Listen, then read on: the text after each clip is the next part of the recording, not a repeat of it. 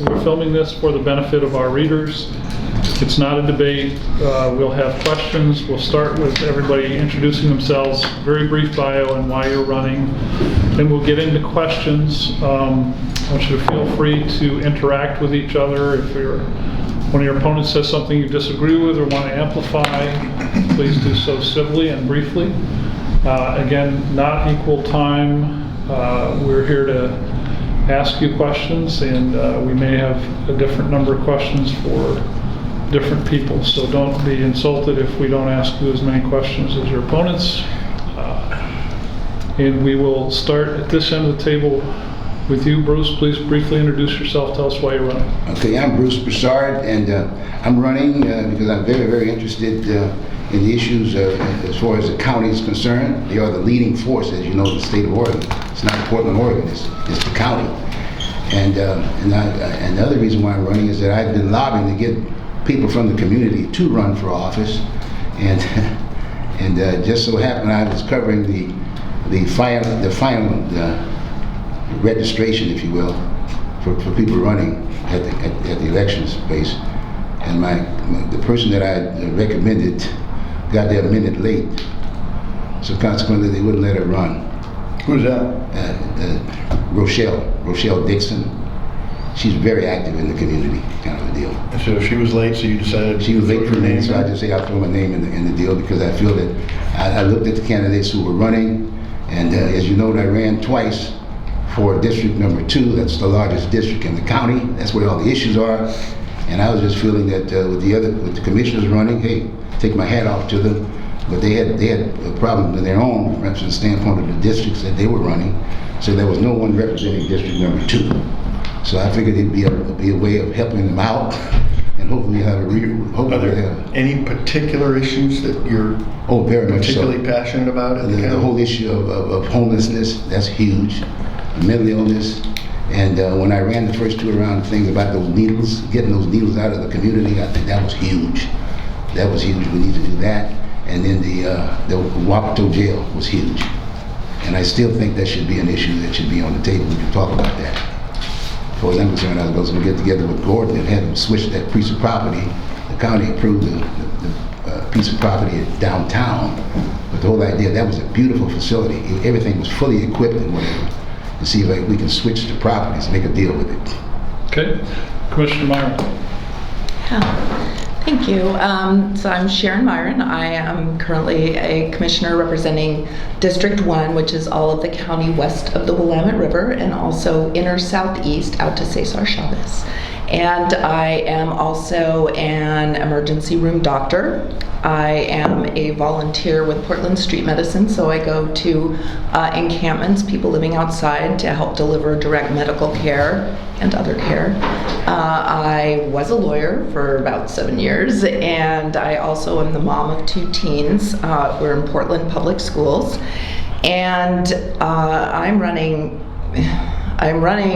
because the county is in crisis, and it's actually in multiple crises, and they are, all of them represent the core work of the county, and it is homelessness, behavioral health, which is addictions and substance addictions and mental health issues. It's public health, it's public safety, and all of these things fit together.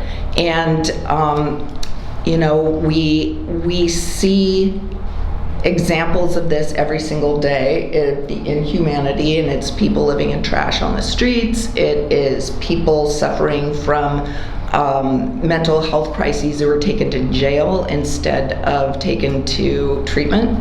It is methamphetamine use, which is rampant and a scourge, and which is causing so much suffering. We see this, and I think all of us ask ourselves, what are we going to do about it? And for me, what I'm going to do about it is I'm running for chair, because I think we need to do a number of things differently. Hopefully we'll get into here why the role of chair is so crucial in changing our trajectory. The work that I've done throughout my working life is all directly tied to the core work, issues, mission of the county. And that gives me a unique perspective and ability to step in, triage, and put us in a different direction. So I am running to challenge the status quo and to make these things better with a sense of urgency. Thank you. Commissioner Vega Peterson. So I'm Jessica Vega Peterson. I'm the Multnomah County Commissioner for District 3, which is much of East and Southeast Portland.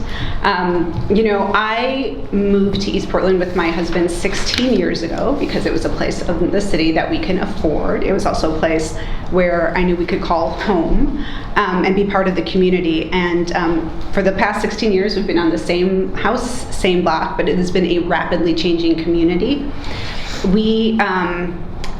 Has it changed for the better or for the worse? It's changed in a lot of ways in both ways, I would say. So when I first moved in there, it was a place where there was a lot of diversity, which I love. There are like 3 places where I can walk and get tamales just from my own house, right? But it was also a place where I couldn't walk around the block with my kids without having to go into the street because we didn't have sidewalks. We still don't have sidewalks in East Portland, although it's getting better. But what has happened is that this is a place that has needed attention and it needs somebody to champion for it. That's why I ran for state representative 10 years ago, because I wanted to make a difference in that community. I wanted to be a voice for that community. And the community really came around me to do that. And we were able to, I won that election. I was able to get big things done at the state, like getting paid sick leave passed, like getting coal out of our energy mix, like getting tuition equity passed, and getting a minimum wage increase, passing a domestic workers bill of rights. These are all things that I've championed.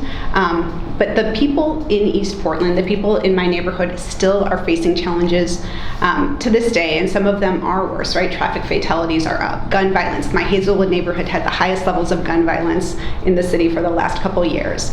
And we are still experiencing so many housing and houselessness issues. There are 3 campers that are on my block and my street in East Portland. And so that fight isn't done. It's why I moved over to the local level, because I knew that government actually makes a difference most directly in people's lives at the local level. So I've fought and worked locally on so many issues, including siting shelters successfully in my district and working with community to do that. And I think the thing that you guys also know about is the Preschool for All. I stepped in and I took the role of a county commissioner and really kind of went above and beyond by bringing people together to address this generational issue of children not being ready for school and brown and black kids being behind.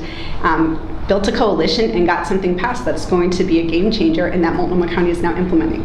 We need a leader right now who can step into the role of Multnomah County Chair, take on the issues, work with other jurisdictions, and really get things done to address the crises of public safety, of housing, of houselessness, and addiction that's on our streets. And I've done this again and again in different issues, and I'm going to do it again as Multnomah County Chair. Sure. So I'm Shariah Mayfield. I'm a local employment rights attorney, also a law professor at Willamette teaching privacy law, born in Portland and kind of grew up all over Oregon, but mostly in the Portland metro region.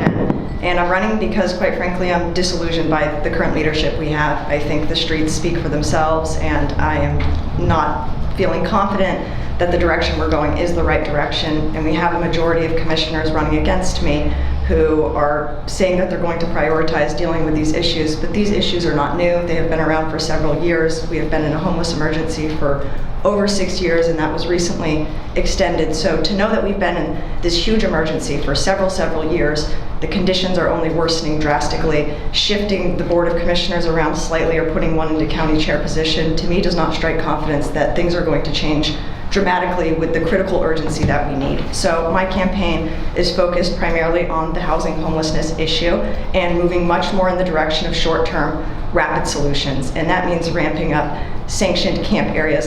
That should have been something we should have been doing from the start, giving people access to hygiene services, sanitation, toilets, laundry services, garbage removal. These are things that people on the streets currently don't have regular access to.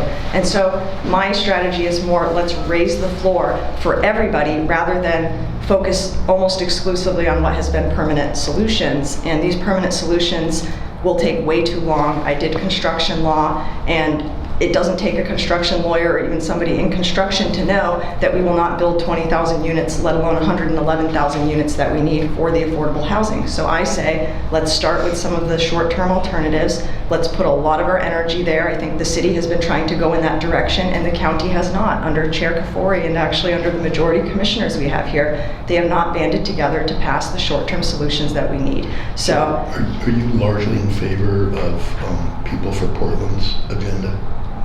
are you talking about the recent initiative that they pushed for the 75% funding? Yes, I am largely in favor of that. I don't think it's a perfect resolution, but I do think it shifts the narrative a lot more towards short-term, rapid emergency solutions to give people basic shelter and sanitation services. And that should be number one to stabilize people.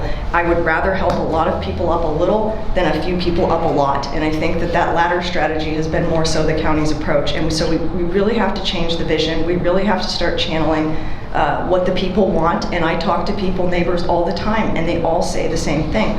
Why aren't we doing these short-term solutions? So there's a disconnect between what the regular person wants and what the government is doing. And the streets have shown us that the conditions that we have right now under current leadership, and all of the commissioners running against me have been in power for 5 or more years, with the ability to make change, we're not seeing what we deserve. So that's why I'm kind of coming into this race. Have you run for office before? No, I have not. Okay, and then you said you teach privacy law? Yes. Just, what does that mean? Mostly digital rights and information privacy, so your privacy rights online to be free from targeted advertising, mass data collection, Gotcha. Government surveillance type collection as well, because my family was targeted by the FBI and wrongfully surveilled, so that is a huge passion of mine. But really, my campaign is focused on the livability crises we're in, the safety issues, the mental health issues, the drug addiction issues, and I have a background to deliver results on that. I've done civil commitment appeals, I've done criminal defense, I've done criminal appeals as well, I've done prison work, and so my background really lines up with the sort of expertise that we need to move the dial in the right direction, and that's exactly what I would do. I would hit the ground running, I would push for solutions, I would pool together the private sector as well. Developers have not been included on these conversations as much as they should be because they know how to build, and so we really need to be pulling everyone together, DHS, mental health clinicians, and the private sector and government workers together to say, here's our vision, a concerted vision, and we have to stick to it, and that's really what I'm bringing. So Mark uncharacteristically didn't ask the most pointed version of this question, but if the initiative were on the ballot tomorrow, would you vote yes or no? Yes. Okay. I don't think it's perfect. I just wanted to clarify. I don't think it's perfect, but I go by the motto of don't let perfection be the enemy of Fair good. So enough. if something is an improvement You've laid it out. I just wanted to find yeah, because I do have some criticism of it. And my 5-point plan, which you can look at on votemayfield.com, has some differences. But overall, I think that if something is better than the current status quo, we should not let perfection be the enemy of good. So yes, I think that would be a better resource distribution than what we currently have. Great. Commissioner Stegman? I'm Lori Stegman. I represent East Multnomah County, and if any of you've been to that side of the county, you know that there have not been the investments. You also know that many people from North Portland have been displaced, people of color. My personal story, and the reason I'm running, is because I know how to implement real-world solutions. I've been a small business owner for over 30 years. I've been an elected for 12 years. And navigating between those two worlds, like we can talk about what the problems are, but if you can't implement policy, it's not going to do us any good. And while I appreciate my colleagues talking about what the problems are, we have to talk about what the solutions are. So the reason why I'm running, my personal history is I was born in Seoul, South Korea. If you've ever heard of Harry and Bertha Holt, Creswell, Oregon, they were pioneers in international adoption. And over 3,000 starting babies were adopted out to American families. And I was one of those babies. I've grown up with housing insecurity, with food insecurity. I don't have multiple degrees. I don't have institutional support. I put myself through college. I've been poor much of my life, but I knew that I was able to start my business. I've been an insurance agent for 30 years. And I'm the first Asian American in 168 years to serve on the Multnomah County Board of Commissioners. And I've got ideas talking about, I disagree with Sharia, about the 75%. master leases. So I work with property managers. There are units, whether it's 3,000, 4,000 units. I'm in the process of connecting landlords and property managers with nonprofits to house people. There's some statistics that show 25 to 62% of people that are being evicted. Those people could go directly into rapid rehousing. So yes, we do need to build more units. Yes, we do need more shelter. But it's like a recipe. Anytime if you put too much salt or too much sugar in a dish, it tastes terrible. So I think being pragmatic, looking at the data. The other thing I want to do is create a system like the Built for Zero platform, where we can actually track people where they are in their journey to services and homelessness. We have to match that data with the number of units out there. So I have lots of different ideas how we can get ahead of it. I want to create an Office of Reentry Services. Sometimes the county's job is to, turn the faucet off. If we can deflect people coming out of the criminal justice system, who are those frequent flyers that are constantly being churned through the system, is how we can get ahead of this problem. I have lots of other ideas Isn't the parole and probation office in the Department of Community Justice essentially already do that reentry work? They do some, like Women First, but it is not, so I sit on the Local Public Safety Coordinating Council, the Jail Bed Reduction Committee, and no, so there is not a widespread, but we need to, because why wouldn't, we know if you can't get a job, if you can't get housing, what other options do you have? The master leases, those individuals that I'm trying to get 20 people housed, they all have terrible, they have, past criminal history or records, they have poor rental, histories, evictions, they might owe child support, and there's a multitude of reasons. Those people will never be able to get housing unless they can enter into a master lease. So I think, just by blanket saying, oh, we should just do 75% of this or 75% of that, we have to look at the data and we have to match what the need is with where the gaps are. And I know how to do that. So since we asked Shariah where she was on the measure, and I think you've already asked this, but I just want to be clear, where you're a no on that? Hard no. Oh no, this is 75% is just a totally random number. It's going to take away services, dollars from services that we need, like behavioral health and addiction services. It's going to take away from rent prevention. So is the current approach working? The current approach is in its first year. Like, we have to do things differently. Like, we have to address things with much more urgency than we have been. Getting better cooperation, honestly. We absolutely have to do better cooperation between the county and the city and the metro about addressing some of the issues like trash, like hygiene. Like, those are going to be some huge priorities. But this measure, it is the wrong answer. It is, this is something that is more putting a straitjacket on our ability to actually respond. And the fact that it has the Texas anti-abortion, anybody can sue, people who don't think that this is being implemented, is a really scary thing to be bringing to our region. Well, so if why? Can you just lay that out? Because it's going to lead to, if this were to pass, it would then extend, it would create so many lawsuits, it would create so many, just kind of chaos in terms of how, if anybody feels it is not being implemented properly, then they could go forward with a lawsuit, and it's not the right way to govern. It's not the right way to put a really well thought out program into action. I'm willing to have a conversation with anybody about what they think are the right solutions.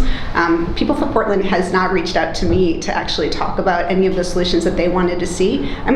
My door is always open to have that conversation, but this is something that is not in the best interest of solving our long-term problems, and it's not and it's too much of a straitjacket in terms of getting the resources into the immediate programs that we need to do. So Commissioner Meieran, where are you on this? First of all, I haven't seen an actual initiative. I look for an initiative, but for what has been portrayed and expressed in the media, I would be a no on the overall ballot initiative. And that being said, there are elements that I do agree with.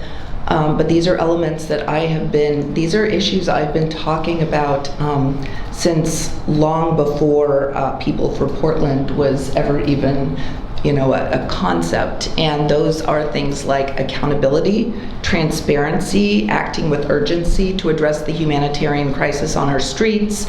I believe, I've heard it calls for an audit. I don't know if that's true or not, but those are the kinds of things I've expressed, and I believe there was a Willamette Week article where I was quoted and talked about this over a year ago.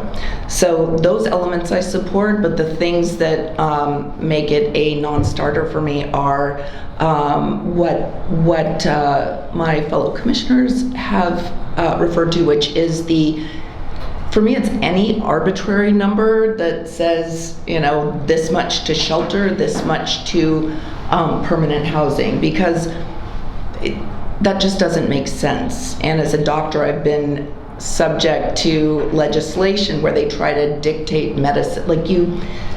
It's people who don't have the background in doing this, sort of putting in some arbitrariness into the equation.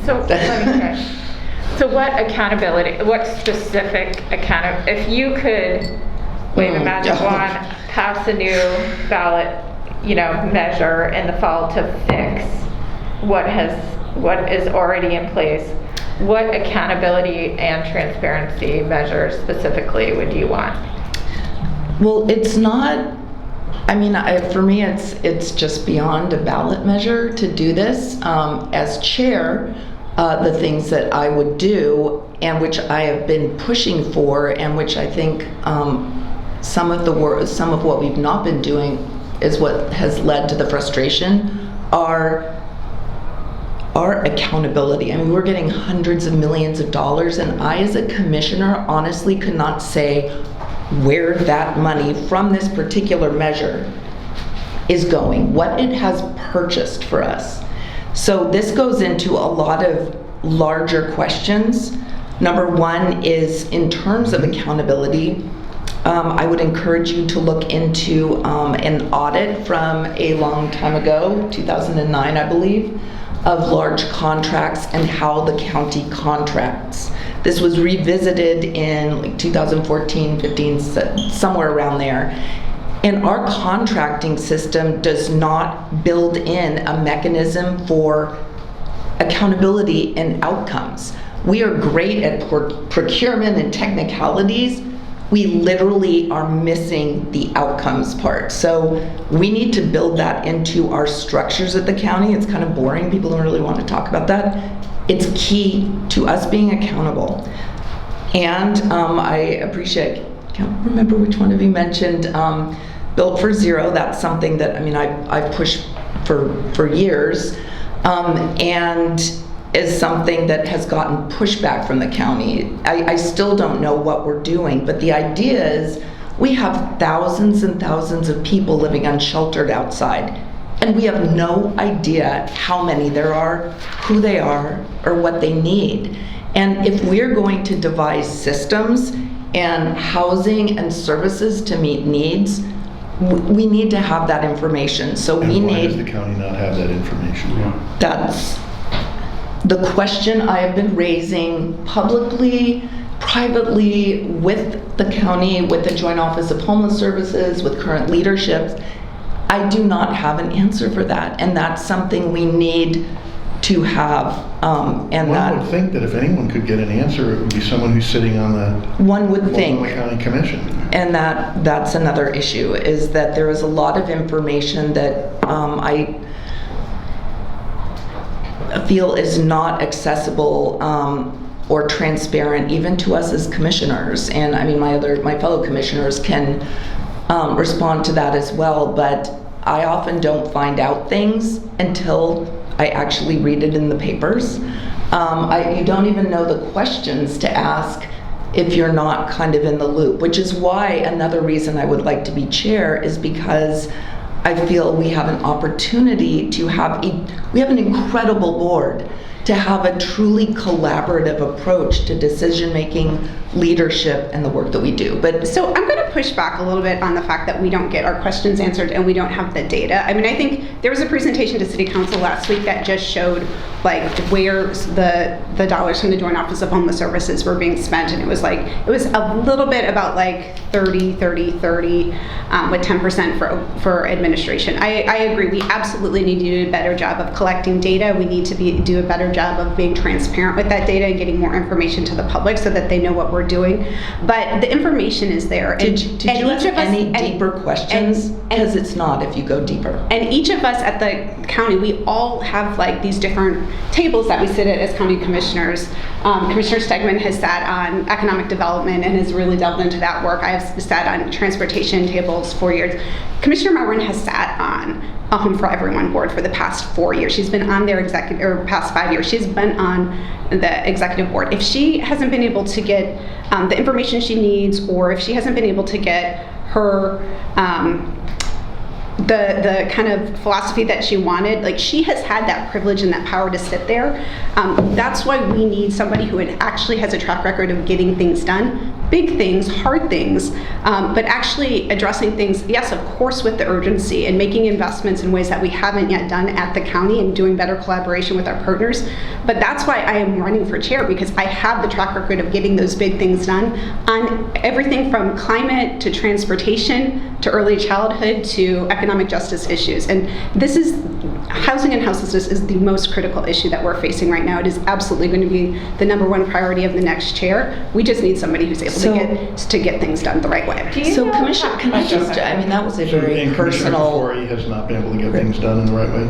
So if you look at where we were 5 years ago, we didn't have a supportive housing services measure. We didn't have a metro housing bond, right? Like now we have actual public dollars and investment in housing. We have supportive housing services so that we can have the support services around that kind of housing so people can be successful there. We have that amount of money that we can use for shelters and alternative shelters, and a lot of those dollars are going to go into prevention. For the first time ever, we're going to have a regional long-term housing voucher, which is going to make a huge difference in preventing people who right now after COVID are in a critical place of being at risk of displacement and becoming homeless. So we have things that are in place, and Chair Kafori did, I think one of the things that she did not address with enough urgency was some of the impacts of houselessness that we are seeing from East Portland to down here in Northwest to North Portland, and that is working better with the city and Metro to address things like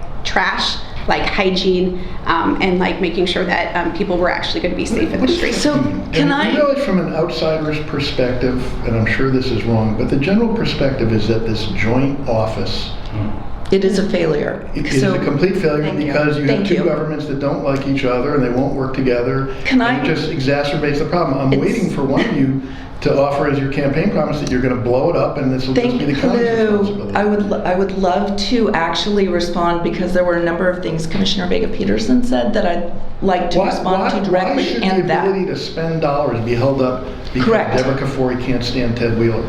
So that's, I think so people are so frustrated with the lack of, with it being about finger pointing and blame, or that's not our issue. And that is not the way that I lead. That is not the way that I've worked for the past 10 years as an elected official. Do you know that? And it's about, it's about getting to the yes, coming together to be dedicated to the yes of the solution. Do you know what the joint office agreement whether you like somebody or Jessica, you don't? The joint office agreement, what's in there? What is the connection between the city and county? How is it allocated? The city and the county? Mm-hmm. So the Joint Office of Homeless Services is saying that it's... What does the actual agreement say? What is the structure that actually gives power to either one in any way? What is the mechanism of that? I think your point is that there isn't one. There is one, but it is surprising what it actually says. What does it say? The Joint Office and the employees... The Joint Office and the employees are going to be employees of Multnomah County, and that they will be responsible to reporting to both the county and the city. And the poor Joint Office of Homeless Services director actually has two bosses with the county. So actually he doesn't. So as it turns out, the Joint Office of Homeless Services is completely a county department. The responsibility in the actual agreement is that the chair has the exclusive authority, legal authority, over the director of the Department of the Joint Office of Homeless Services, and she hires, she can fire, she has that authority, and if she grants it, she can bring in the city, but it is not in the agreement itself. And I think where the city has experienced frustration, frankly, is the fact that they're saying, in this agreement, we're kind of giving money and we're doing this stuff, but we are not true partners, and it's not in the agreement. Yeah. And so bringing that together, the employees are employees of Multnomah County. That's true. But you also know that for the past 5 years, like, we have had updates as joint county and joint city. We have, like, they get reports. Like, they get reports. Right. That's a very passive, retrospective process. Through the budgeting process, where they get to say that. I mean, see, there's a reason why we have a 1-year extension that just got passed. That's extending it because the intergovernmental agreement that just got agreed hasn't come to the board yet. That so just it got will be agreed before the board. Could you each explain individually how you would either change the composition of the joint office or abolish it, or what you would do with it if you were chair? I would not abolish the Joint Office of Homeless Services. I think that what we had before it was in place was that the city was funding certain homeless services in their silo. The county was doing women and families in our silo, and we were not addressing the problem comprehensively. What we actually need to do is we need to have better cooperation between the city and county in getting things done, not less cooperations between the city and the county in getting things done. I think the county has had too much of a hands-off approach in saying, like, well, we actually don't do a lot with, like, with the land use of where people can and can't be outside. We are not responsible for picking up trash. Like, that is not something as county chair that I would be my philosophy at all. It's like, we are all in this together and we have to work better. I don't know that the Joint Office of Homeless Services is necessarily the right table to be addressing the larger issues around housing and houselessness, like behavioral health and addiction. I think there needs to be another more collaborative table for that. But I think the joint office, in terms of delivering services and doing prevention, getting people safely off the streets, providing that rental assistance, and setting up the alternative, the shelters and the alternative shelters, as well as the long-term work of setting up the supportive housing. That's all things that are very important work that the joint office is doing. I do feel like that we have to have some really, like, serious conversations with the city about what that administration looks like and what the authority is between the two governments. They're putting in tens of $millions a year to this. Of course, they're going to want to have a say in how it works. But we also know with the supportive housing services measure that the county is getting $100 million a year for this, and so, you know, we have a larger responsibility. This is something that, as chair, I would, you know, it would be a big priority of making sure that we can work with the city and have these conversations over the once this expires over the next year of getting something permanent in place that will work for both of us, and most importantly, have the impact in addressing housing and homelessness immediately that we need to see. So I would, for the joint office, I agree that we need to be having a joint office that is shared ownership and understanding between the city and county. I would say, though, we need it to be a functional office, and we need to be having a situation where, for example, and it was only recently learning that, you know, it's sort of, over time you learn various things, why it is important to have the perspective of being a city commissioner, because one makes certain assumptions, at least I do, and one maybe shouldn't. But I learned things about the joint office, about the agreement, about all of this that are shocking to me, that I would have thought are basic organizational structures in place that aren't, that it has taken time to get to the bottom of that. But for years, from the beginning, I've been saying, why isn't behavioral health at the table if substance use disorder and serious mental illness is such an issue with houselessness? Why aren't they at the table? Bring them to the table. We could do that immediately. No response from leadership or the joint office. And I've called it out publicly. I mean, there's only so much one can do in the role of a sitting commissioner if the chair does not want to do it. So it's behavioral health hasn't been at the table. Public health hasn't been at the table. Homeless urban camping. impact reduction has not been at the table. The trash issue. So what I had thought was that collaborative process that we should have had in place has not been. And so, but I've been having the conversations already with my colleagues, all of my colleagues at the city, as a matter of fact, about how we can do this together, because they are all on board. Everyone wants to see this collaborative and functioning effectively and differently. And so wait, can I make a kind of and we need to take action in the meantime is the key thing, and I am the only one that has plans for that. So yes. I mean, so is the implication of your argument that we would have a better policy solution to homelessness in the county, in the city, if only Mayor Ted Wheeler had more of a say in the joint office? Is that your argument? No. It's much more inclusion than just the mayor. It is bringing in the core elements that are the people and experts involved in homelessness. And we talk about housing, we talk about the issue is we don't have enough just structures. There is such a huge methamphetamine, fentanyl, all of these issues that we don't talk about at any of these tables. And some of us try to bring up, why aren't we talking about this?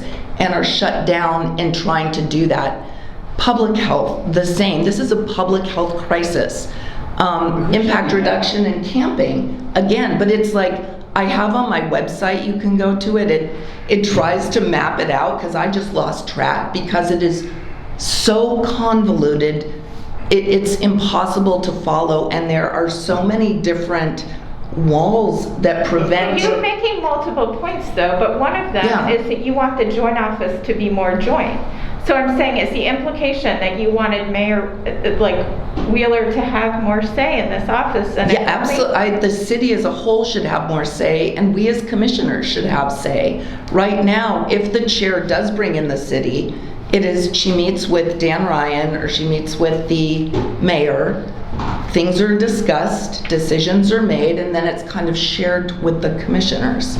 We need to be doing this as a whole from the get-go, but it needs to be joint with a shared understanding, and East County, we have to be on the same page on this, and we're not. Does nobody here want to join Team Blow It Up? Can I chime in, please? It's not really team blow it up, but I think we need a clear acknowledgement from the candidates here that this has been a failure. And maybe that's the question to ask them. Do you agree with the statement that thus far the joint office has failed the people, because the results on the streets tell us yes, a resounding yes. So while I don't think blowing it up necessarily needs to be the solution, I do think we need a radical revamping of our vision. And just hearing from the commissioners right now, again, does not strike confidence in me that they're on the same page. Commissioner Meieran is saying they're not on the same page. So how is it that we have hundreds of thousands of people who are fed up to here with this dysfunction? And right before us, we're seeing the dysfunction unfold between two different philosophies, it sounds like, that are coming to a clash. We have Commissioner Meieran saying she wants to focus more on the behavioral issues, the public health issues. We have Commissioner Peterson saying maybe that's not the role of the joint office to address these bigger issues. I land on the side of I do think it's the role of the joint office to start addressing this issue, because you cannot disconnect mental health and drug addiction from the homelessness crisis. And so we don't even have the right vision right now. And as I think you're saying, I don't think Chair Kafori has done a good job. I think most of us can agree with that statement. I think that should be unequivocally said that she has not done a good job. So going forward, we need to have others here are willing to. Well, maybe we should ask. Can we ask this? We gave letter grades. Yeah, I wasn't in on that. I was not included on that article. I would have given a D as well. Can we just go down and ask people? Let me ask you a question. Sure. Please. So what in your background would suggest that you're equipped to lead an agency that's got a $2.8 billion budget? Well, I could go through it and do a list. I mean, I've worked as just be concise. Yes, I was a national security and intelligence advisor to Senator Wyden in the U.S. Senate, which allowed me to address. What's that got to do with Multnomah County? Well, security issues. These are things that we address here. Even with the Portland Police Bureau, we should be coordinating with them when it comes to issues of surveilling protesters or going out there and undermining public trust. I did civil commitment appeals, for example. That means handling people. This is a huge part of it. People who have mental health, severe mental health. Ask anybody on the board right here. These panel right now, do they know what Oregon Chapter 426 says? If they do not, they are not part of the solution. That is the chapter. Yes, thank you. That is the chapter that allows you to do civil commitments, for example. Please slow down a little bit. Sure. Okay, we're talking about a big-time management Yes. job here. So civil commitments are interesting, but they're not the job. Working for Wyden is interesting, but they're not the job. I can keep, if I... What qualifies you? I think he's specifically asking, have you ever managed a budget or have you managed people? I manage my own business. I'm a small business owner. I have a law firm. I was a partner before. How many employees do you have? It's me. I manage my own business. I work at Meyer-Stevenson downtown. I was a partner at a prior law firm. I have worked in various capacities doing that. And leading one small business is one thing, but to me what's more important as the Multnomah County Chair is, again, to set that vision. I have gotten things done. I'm Ninth Circuit certified. I know the Ninth Circuit law. I've written briefing up to the United States Supreme Court. This is not things that you do easily in your 20s. Here's another way of reframing that question. I think what you've pointed to is the inability of your opponents to rally and get others to agree to push for a vision. So give us an example of something that you've accomplished where it required more than you, but it required you getting a group of people, maybe who had differing opinions, to come together and say, yep, we're going to push this forward. So your ability to lead others in a demonstrated way. When I worked in Senate, and that's why I bring it up, because that's one when you worked in when I worked in Senate, that's one of the most gridlocked places in the whole entire United States is the U.S. Senate. And while I was there, I helped push for the USA Freedom Act, which was a huge bicameral, bipartisan bill, the likes of which we've never seen before back in 2016 in response to the Edward Snowden revelations. I worked very closely on that effort. We brought together people from all sides to curtail mass surveillance, which affected millions of people. Every single person in this room right now, maybe with the exclusion of somebody if they're younger than me, has probably been surveilled in their life. Everyone, you were sucked into the metadata collection program. You were guaranteed sucked into it based on the data. So we brought together bicameral, bipartisan, House, Senate, Republican, all of them, and we passed something to actually curtail that. That was a huge accomplishment of my life. And your role in that was? I was a staffer literally on the front of that thing. I was the intelligence advisor leading that. I was in the rooms with Senator Wyden during the interviews. I was the one who was pushing that effort from Senator Wyden's office to meet with all the staffers and coordinate that. And I did the same thing with the cybersecurity CISA bill and all the other bills that were on the table regarding mass surveillance. So we actually pushed something that has affected everyone in this room's lives across the entire United States. And that is a huge accomplishment coming out of the U.S. Senate and out of the House. Okay. Commissioner Vega Peterson, can you tell us... Can I say something? Go ahead, Bruce. Please. Go ahead. Just help out a little bit. That's one of the reasons why I'm here. And just getting back to the original question. And the whole idea is that what do we do? I've been involved with the county for about 9 years. 9 years.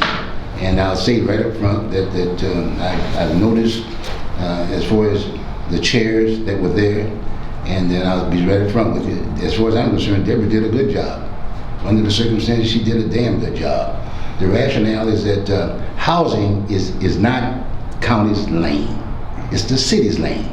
We're all familiar with the idea of the whole issue with the housing deal with the city. That's the housing authority of Portland. That's the housing program. That's the housing program. The system works. You basically go in there, and they're the one that solves the problem with reference to poverty and housing and where you go, this, that, and other. So that's one piece. So the name of the game is that when the thing that broke down in the whole issue was that when Wheeler got elected, he didn't have any background. This guy basically bought the mayorship aspect of it. So there he was, OJT, on-the-job training. So when this thing all hit us, as far as the housing aspect of it, he didn't know what was going on. But let's put it this way, he was just going one step to one step to one step aspect of it. And Deborah reacted to it. I was there when they were discussing that particular issue. When she reacted by saying, okay, fine, to a certain degree, that's not really our lane, but guess what, we're getting the money. And we do delve into some of that stuff every so often. But the bottom line is that when they did that piece, she hired this guy, and then so consequently he had to learn. He learned he was a little bit more. I met him, he was a good guy, but he was learning also too. So both factions were in. We had nobody in the expertise from the city standpoint other than the mayor that would say, okay, fine, let's bring in the housing authority of Portland and come up with a damn plan. Gotcha. How do we deal? That's why I'm just throwing that out to you. So as far as I'm concerned, on my end of it, if I was chair, the first thing you asked that first question, I would have contacted that group. None of those folks I know. before they got out there in the public. I say, hey, what the hell are you trying to do? We got a problem here. And then I would educate them about, let's talk about housing and where does it exist. I think Housing Authority of Portland's changed its name. Do what? All right, we need to move on from But this it's a question. push. Okay, Right. okay, Bruce, thank you. So I want to ask each of you to tell us specifically how the county would look different if you were chair. Be as specific as possible. Start with you, Commissioner Stegman. Well, I mean, in my current role, I think as a person of color, that I think about the saying that power is taken, not given. And we can talk about the authority that we do or we don't have. But here's the things that I've done in my district. I led the charge to transfer 3.5 acres to Home Forward to build 100 units of deeply affordable housing. I cleared the land use challenges for 224 units of deeply affordable housing in Rockwood. So doing the master leases. So I mean, it is going to take every single one of us, and we have to work more closely. We often vilify the business community and property management companies. They are all part of this solution. Right now, frankly, there needs to be an adult in the room, and we need leadership who is smart, capable, understands business, understands how to navigate the politics. But moreover, we need somebody who can build bridges. And right now, we do not have the relationships that we need to move this work forward. And we need to have the data that backs it up, that tells us where we're failing. It's hard to measure what never happened. Like, y'all don't talk about like the tens of thousands of people that are not homeless because of the Joint Office of Homeless Service, because it's hard to measure. I don't know how you measure it. But we also solved homelessness for veterans. So when we put our mind to it, we housed 40 families for a home for the holidays, and that was when you had electeds working directly with landlords. So it's about relationships. We have to work together. I'm going to put everybody in a room and lock them together and say, we're not leaving until we figure this out. So we can bitch and moan all we want about what's happened, but I'm focused on the future and what we need to do, and I know how to do it, and we do have a high-functioning board. And with all due respect, whether any of us say that we disagree or agree, we all voted on the budget, so nobody can bail and say, well, I didn't support that, because y'all voted on it. Or who's PBA endorsing in this race? We don't know. They're not making an endorsement in this race. They're going to have a forum in a couple of weeks, and they're doing with like the Portland Realtors and some other organizations, but they're not endorsing. Shari, how would the county look different? It would look cleaner, and we would get people off the streets. That's my #1 priority. Is what we have right now is not tenable. It's not humane. It's not compassionate. And again, kind of like Commissioner Stegman is saying, we can talk all we want, but we need solutions going forward. And so my focus is, again, the short term. I'm putting the vast majority of my eggs in that basket, and working with the city needs to be at the top of that priority list. And so what that means is we already have laws on the books. We're not enforcing those laws. I don't think we need to skip right to enforcement, but what we do need to start having is a conversation philosophically about whether it's okay for people to erect architecture in public space, to exclude other people, even when there are alternatives available. And that's the key thing, is you need to make sure there's alternatives available. And one thing that I know very well is the Ninth Circuit law, the law that ties your hands on what you can and can't do. Martin v. Boise. I am Ninth Circuit certified, and that's something I bring to the table, is there's a lot of misconceptions about what you can and can't do legally. I've heard stuff coming from city elected officers saying things that are just legally false. Oh, okay, so here, tell us. Yes. Tell us what you can do that we're led to believe you can't do. That you can't enforce laws right now to move people off sidewalks and parks and so on, because Martin v. Boise somehow restricts you from doing that. Unless you've got a place to send them. Yeah, and actually, here's something interesting. It's not just a place to send them. Let's say there's 20,000 homeless people on the streets, which there very well may be, because those are undercounts in the point-in-time counts. Let's say there's 20,000. You have one shelter bed and that's it. Most people would say you can't enforce the law because there's not 20,000 beds. But under my understanding of Martin v. Boise, if there's one bed there and you ask every single person outside, hey, you need to move to the bed, and they all say no, you can start to enforce because they've refused to move to an available bed. Mm-hmm. Not that you need 20,000 available beds before you even start asking. So to me, if on any given night I can go to 10 shelters and say, is there an open bed? And they say, yes, there is. There's 5 beds, there's 10, there's 100. And there's still people that are camping in public spaces, which creates biohazards, which is not humane to them. More people are dying on the streets because of this, 49% due to meth, according to the Domicile Unknown report. We need to move them off the streets. And yes, try to do it voluntarily. When I asked a street camper who lives on the highway, hey, how many people out here do you think would go to a shelter? She actually said 5%. And I said, well, what about a sanctioned camp? 40%. She said a lot of them would rather go to a sanctioned camp area. So work with the people on the streets. They're not asking for a lot. They want toilets, they want showers, they want laundry. We should do this immediately. Within 3 months, we should start seeing people having sanctioned areas that are well maintained. If you need porta potties, you put them in. Showers on wheels, they do that in Eugene, they do it in Salem. Why aren't we doing it here? Deliver the shower to them if you don't have plumbing. Start getting it done, and that's something I have done. I get things done. I've won multi-million-dollar cases. You could ask my boss for a recommendation right now, and I would get flying colors because So I'm Sharon, what are you constantly going to settling these do when things. those people say, no, I don't want to go to shelter? Then at some point you do have to enforce. Yes. And what does that mean? That means You're going to criminalize You do homelessness. sweeps. You do sweeps like we've done. You're going to throw them in jail? No, there's other options you can do. What are the options? Well, if as a last resort, yes, that would be a last So resort. you are going to criminalize homelessness? It's already a crime to sleep on the sidewalk.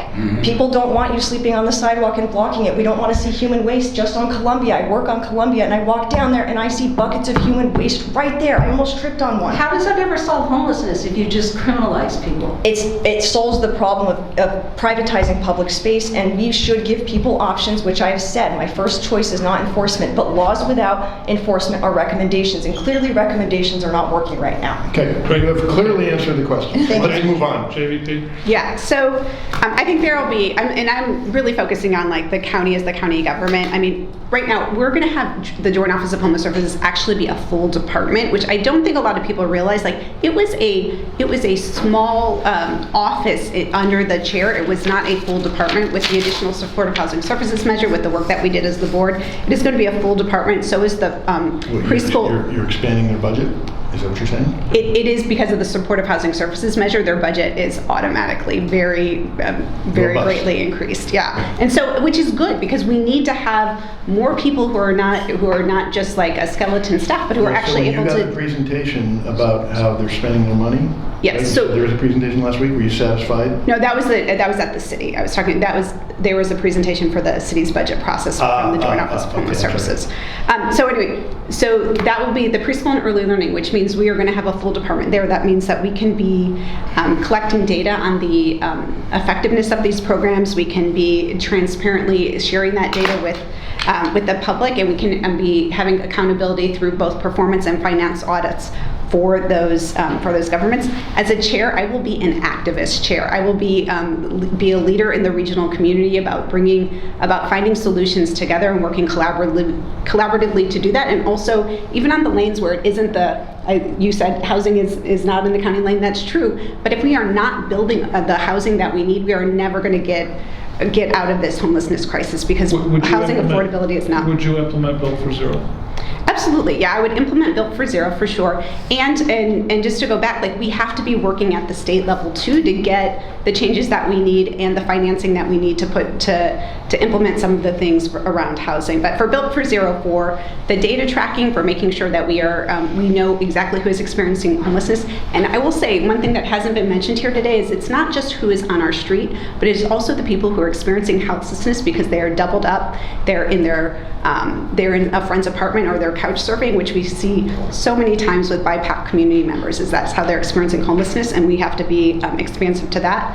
I will say that one of the things that's so important to me is that Multnomah County will actually be an employer of choice for our employees. We talk a lot about the external things, but doing the work internally to make sure that our employees feel that they are valued, that they are respected, and that we have a good relationship with all of our labor to make sure that they're able to actually enact the mission of Multnomah County is going to be a very important thing. And then I think that we need to continue the work that we've done during COVID in terms of how we at the county are inclusively leading with race, both internally at Multnomah County, but also in how we're reaching out to community members, the people that we serve, the folks, including seniors, who are really the recipients and who we have to do the best job by in providing the services of the county. So those are the 5 things that I'll say just from that will be different with me as chair. Yeah. Mr. Meieran, how will it be different? Well, I would just say that what I, as chair, would offer are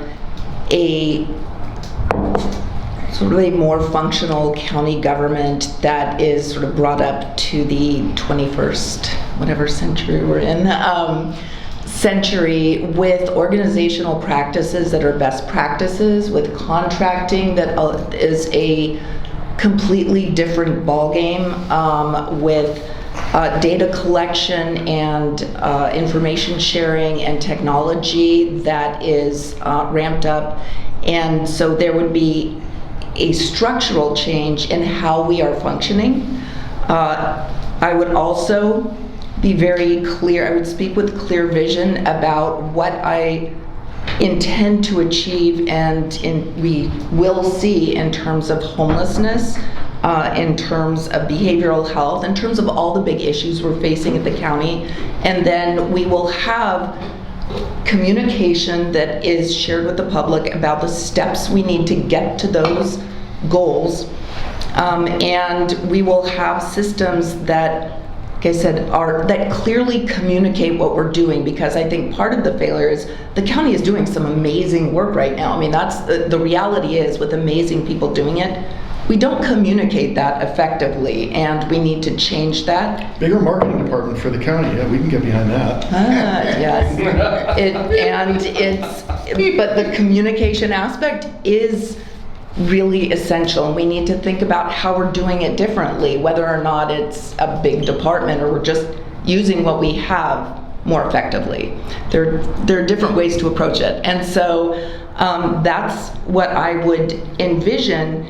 And then internally, Commissioner Vega-Peterson is absolutely right. So much of the important work we do is support of our workforce and the culture at the county. And right now, part of it's due to COVID. There's been a lot of stress that's happening, but it was before COVID, and I talked to a lot of employees.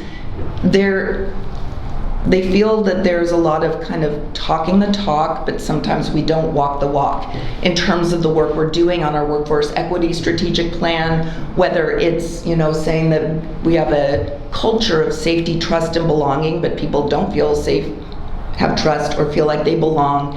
And so it would be reaching out, meeting directly with employees frequently, and having a way people can provide their input with a full reciprocal communication. So people communicate to us, we communicate back, whether it's internally and externally. People answer the phone and get back to people.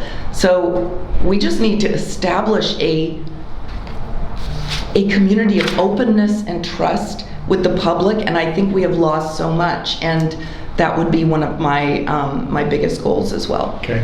Bruce. Okay. Well, first off, I really appreciate the fact you put this gathering together, because I've been wanting to get a feel for what these commissioners were all about. Because it is kind of frustrating just sitting up there in that chair and not being able to say anything.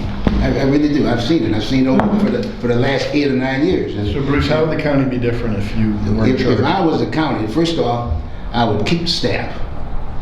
You'd what? I'd keep the staff that there is right now. Okay. Serena Cruz is there. She was on at one point in time, and I've known her and I talked a little bit about her. But bottom line, that's good. That's okay. COO. You keep staff. The other thing is that I really would now that because of the frustration that I'm hearing today, I would make sure that you get your input on anything that's being done. Because in all due respect, District Number 2 is the key in the Portland area, in the county. District Number 2, because that's where all the action is. Yep. And right up front with you, Sheila is sitting in that seat right now. Now she's trying to get up part. She's not as familiar with what's going on as I am, or whatever. But the fact of the matter is, she's a pretty sharp gal, and she's running this time around also too. So my point is that she would definitely be at that table, because that's her responsibility. That's her district. I would ask each of to make sure that to get these folks involved in the process, I would ask each of them to identify their needs, if you will, in their respective district as it relates to housing, okay? Because it's about the money. See, so if you got needs, if we got this pot of money, we will divide it accordingly.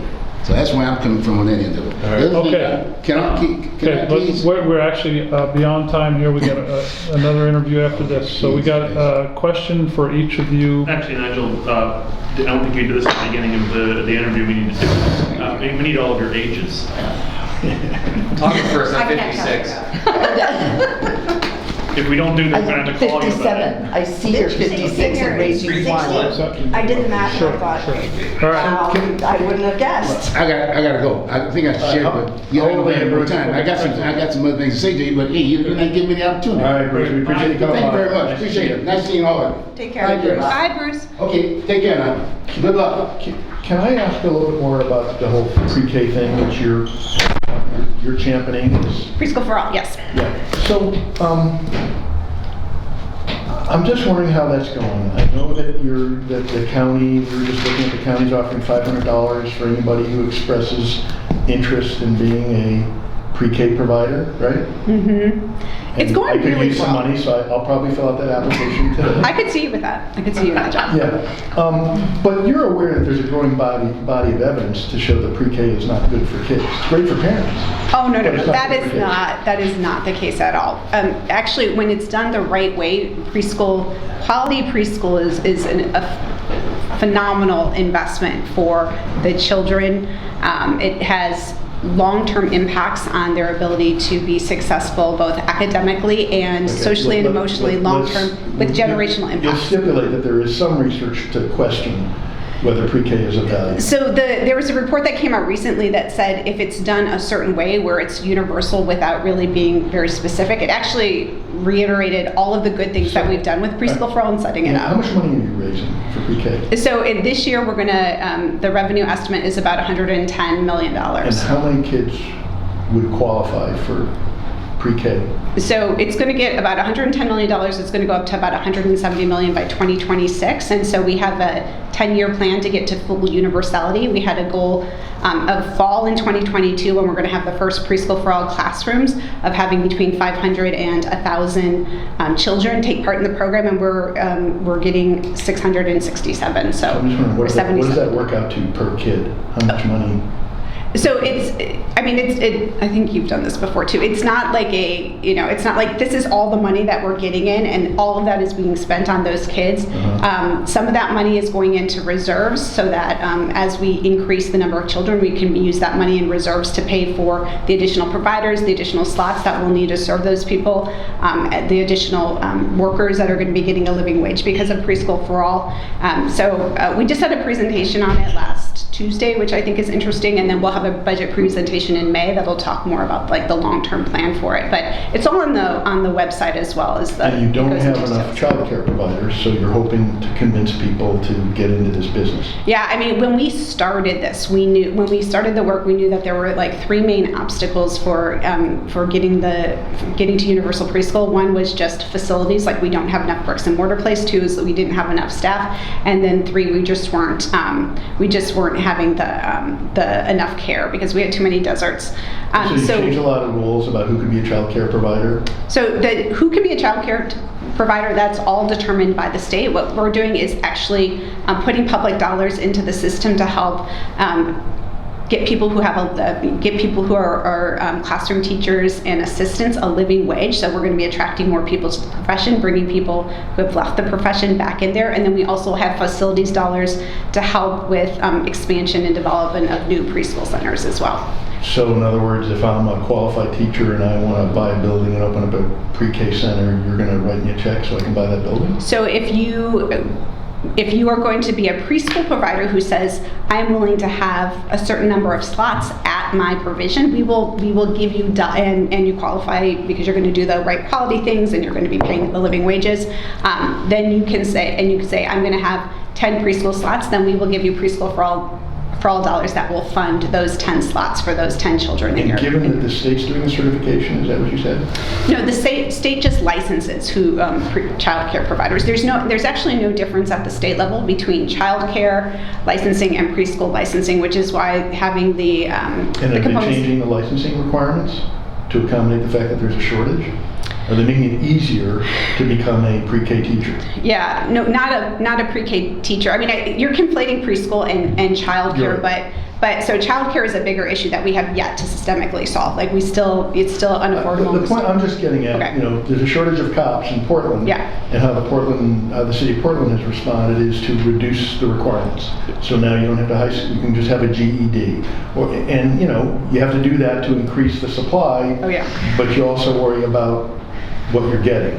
Yeah. And I'm just wondering if, because of this need, the state are reducing the requirements for what it takes to be Mark, a- she did answer one of this, which was she increased the wages. Right.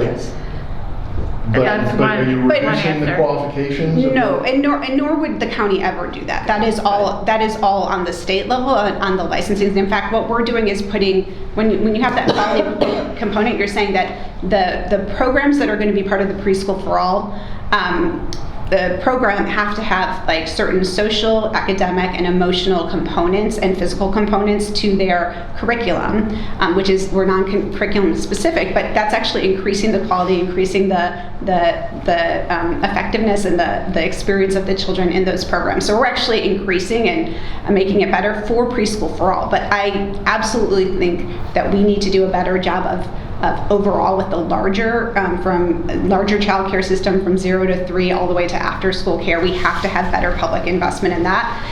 And that is something that we need both we need investment at the federal level, we need investment at the state level to do that. That's not what Preschool for All is solving, but it is a part of the overall crisis that we have of parents really struggling to get the care for their kids they need. Can I just respond to that and say thank you to Commissioner Vega Peterson? I know we disagree on some things, but I do laud your efforts to continue advocating for pre-K and childcare at a young age for especially working class parents who just can't afford to work and manage taking care of a child at the same time. And while there may be studies that staying home with the child is better, the worst case scenario is parents in poverty who don't have a place to send their kids, and really getting that early intervention and early education. As a professor and educator myself, I've always pushed for more education as much as possible, so I actually appreciate your efforts on that. Can I ask one other question? We have this list of endorsements, and you appear to have quite a few. I'm just wondering if the other three of you could just share with us one endorsement that you've received that is particularly meaningful to you. Or in your mind suggest the support you have in this county.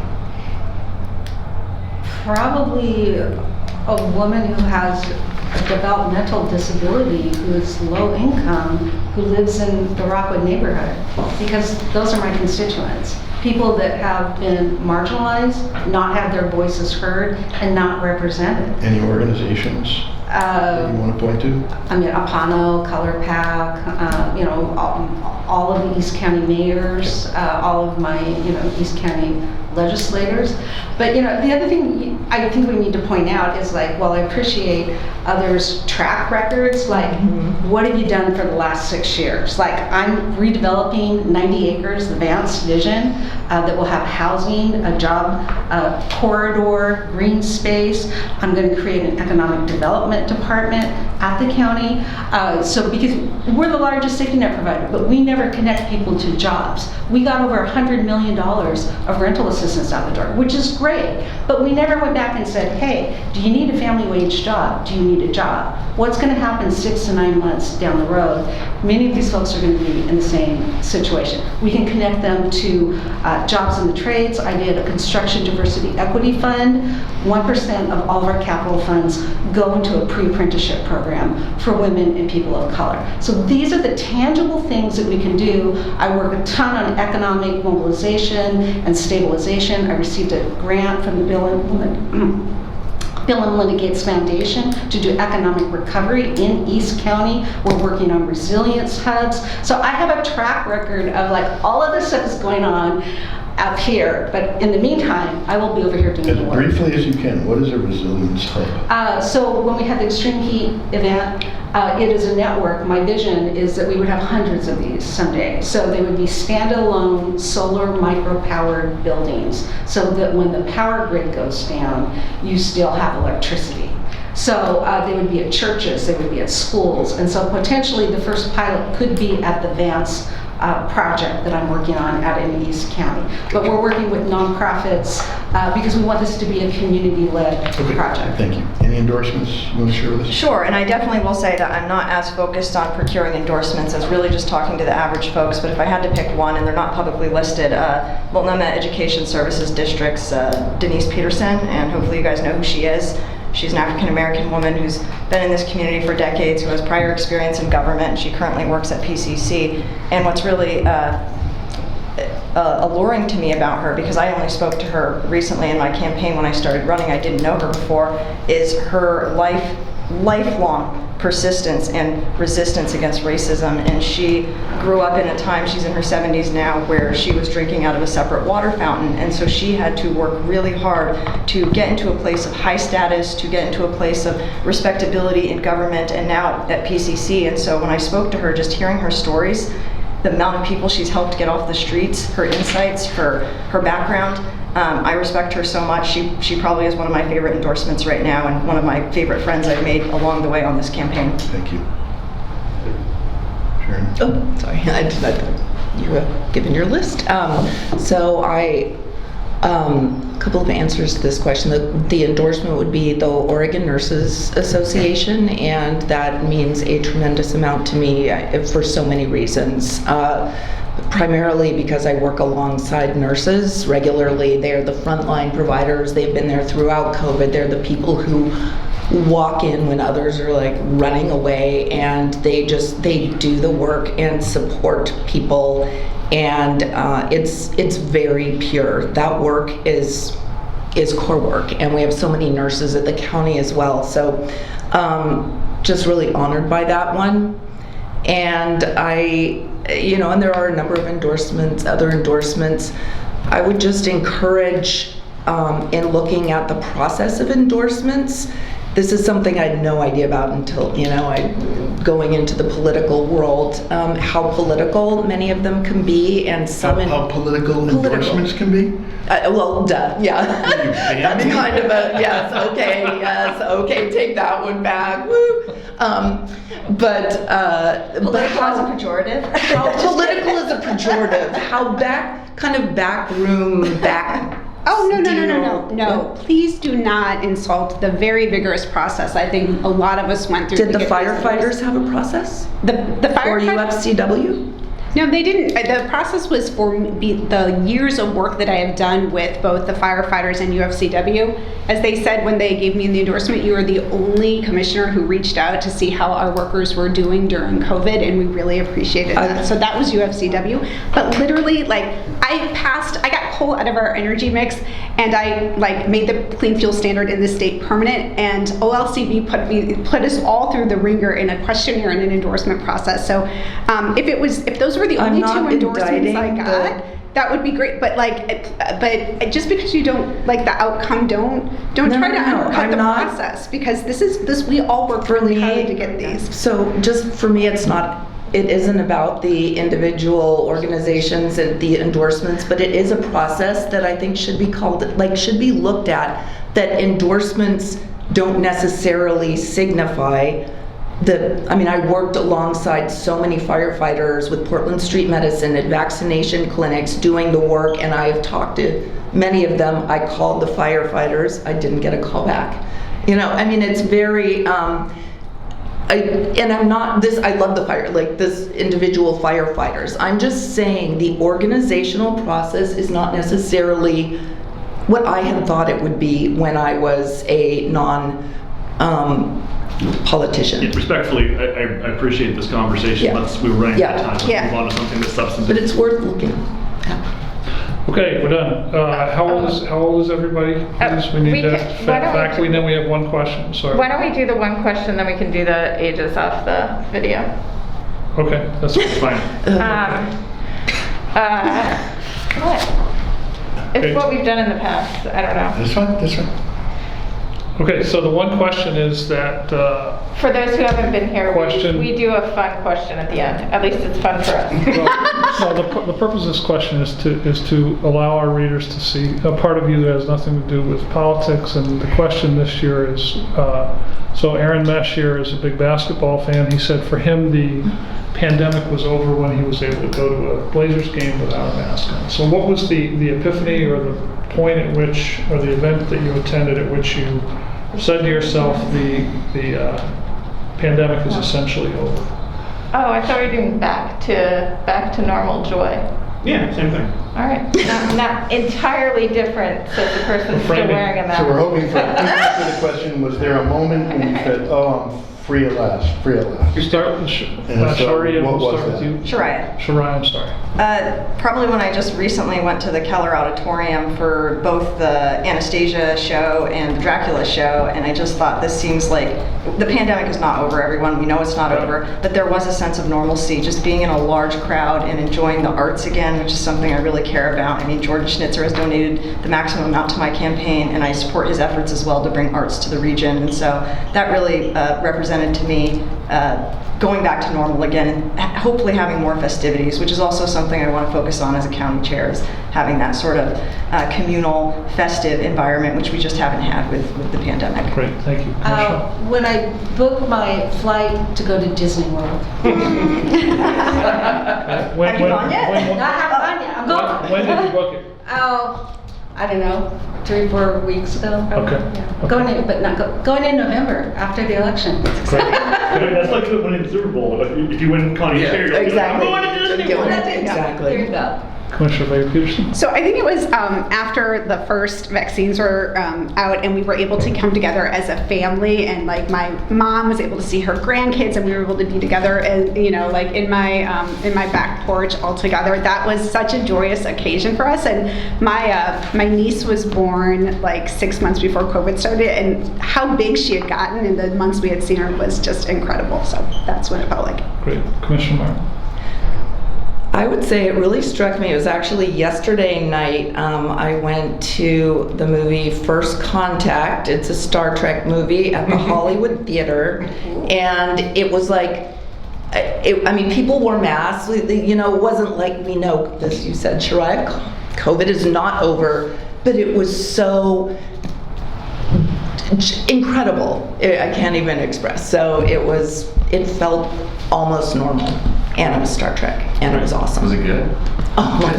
Oh, you haven't seen it? No, I've seen it. No, I was talking to. But on the big screen, Yeah, it yeah, was yeah. Thank you all for coming.